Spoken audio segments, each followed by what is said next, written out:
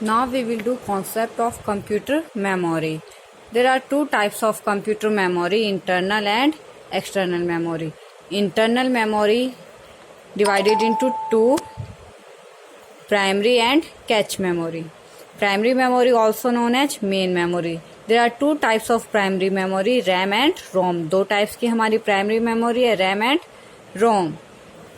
Then RAM also divided into two, static and dynamic ROM, PROM, EPROM, EEPROM.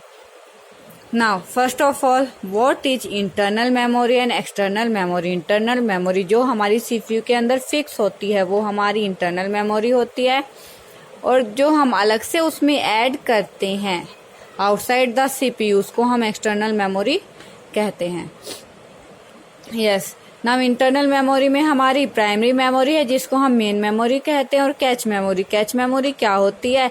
जो हमारी mother board पे एक small हमारा card होता है, ब्लैक कैच मेमोरी होती है हमारी, जो CPU की स्पीड को फास्ट करने के लिए यूज होती है. CPU को मेन मेमोरी से डाटा एक्सेस करने में टाइम लगता है, लेकिन कैच मेमोरी उसको जल्दी से डाटा, CPU को जल्दी से डाटा प्रोवाइड कर देती है. ये CPU और मेन मेमोरी के बीच में काम करती है एक इंटरमीडिएटर की तरह. ठीक है, ये CPU की स्पीड फास्ट करने के लिए यूज होती है cache memory. Now come to your topic, main memory, primary memory. There are two types of main memory, RAM and ROM. Random access memory, read only memory. ये हमारी volatile होती है nature में, अगर हमारी पावर ऑफ हो जाती है तो इसका डाटा इरेज हो जाता है. Read only memory non volatile होती है, इसमें डाटा इरेज नहीं होता है. ये टू टाइप्स की हमारी स्टैटिक एंड डायनामिक. और पीरोम हमारी क्या है? स्टैटिक मीन्स हमारा जो डाटा इरेज हो जाता है इसमें, ठीक है, इरेज हो जाता है ड्यू टू पावर लॉस. और डायनामिक में क्या है? जो डाटा हमने सेव नहीं किया है वो डायनामिकली उसको मेमोरी को फ्री करती रहती है और न्यू मेमोरी हमें प्रोवाइड करती रहती है. P ROM programmable read only memory, ठीक है, जिसमें हम कुछ भी इरेज नहीं कर सकते. ई पी रोम, इसमें क्या है? अगर हमें कुछ भी अल्ट्रेशन करनी है, मॉडिफिकेशन करनी है, वो अल्ट्रावायलेट यूवी रेज के थ्रू होता है.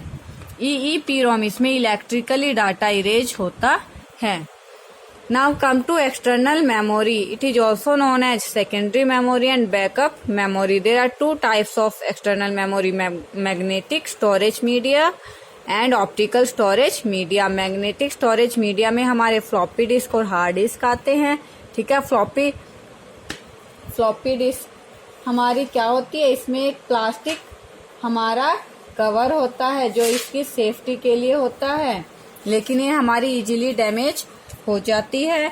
ये पोर्टेबल है, रिमूवेबल है. इसकी डाटा एक्सेस स्पीड क्या है? स्लो है as compare to hard disk. Hard disk क्या है? हमारी CPU के अंदर फिक्स होती है, ये पोर्टेबल नहीं है. ठीक है, इसका क्या है? Storage capacity as compare to floppy disk ज्यादा होती है हार्ड डिस्क की. डाटा एक्सेस स्पीड इसकी फास्ट है. इसमें मेटेलिक जैकेट होती है, इसलिए ये डैमेज जल्दी से नहीं होती. ना optical storage media. Optical storage media हमारे CD, DVD, pen drive, Blu-ray disk, memory card, ये सब क्या है? Optical storage media. अब CD की भी हमारी 3 टाइप्स हैं. रीड ओनली, ठीक है, रिकॉर्डेबल, रीड एंड राइट. एक तो जिसमें हम कोई मॉडिफिकेशन नहीं कर सकते, सिर्फ उसको रीड कर सकते हैं. एक रिकॉर्डेबल जिसको हम वन टाइम राइट कर सकते हैं. एक री राइटेबल जिसको हम दोबारा इरेज करके डाटा उसका दोबारा राइट कर सकते हैं. ऐसे ही DVD है. CD और DVD में क्या डिफरेंस है? इनकी स्टोरेज कैपेसिटी का डिफरेंस है. DVD as compare to CD ज्यादा डाटा स्टोर करती है. ये भी 3 पार्ट्स में डिवाइड है. रीड ओनली, रिकॉर्डेबल जिसको एक ही बार रिकॉर्ड कर सकते हैं, री राइटेबल जिसका डाटा इरेज करके हम दोबारा भी उसको रीयूज कर सकते हैं. पेन ड्राइव सबको पता है, पेन ड्राइव का सबने देख रखा है. पेन ड्राइव भी, इसका data storage capacity CD, DVD दोनों से ही ज्यादा होता है. ये इजीली पोर्टेबल है, इसको इजीली हम एक जगह से दूसरी जगह ले जा सकते हैं. ब्लू-रे डिस्क हमारी DVD की तरह, CD की तरह ही है, लेकिन डिफरेंस क्या है? इसकी क्वालिटी का HD क्वालिटी ये हमें प्रोवाइड करती है। और इसका ब्लू रे नाम क्यों है, क्योंकि इसका कलर क्या है, ब्लू शेडेड है, इसलिए इसको ब्लू रे डिस्क हम कहते हैं। नाउ मेमोरी कार्ड्स भी हमारे जैसे सेल फोन्स में यूज होते हैं, हमारे कैमराज में यूज होते हैं, ठीक है, वो भी क्या है, सेकेंडरी स्टोरेज डिवाइसेज है। Now come to your last topic, cloud storage.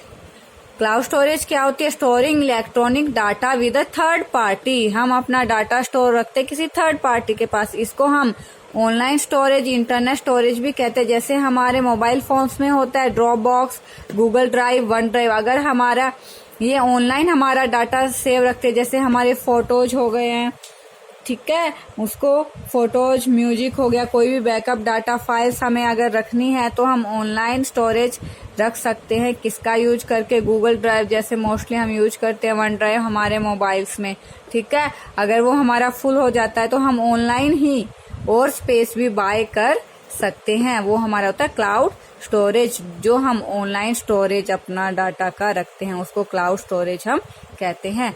This is all about your second chapter. In next lecture, we will do question answer of this chapter. Listen these two videos carefully to understand chapter 2. Okay students, bye.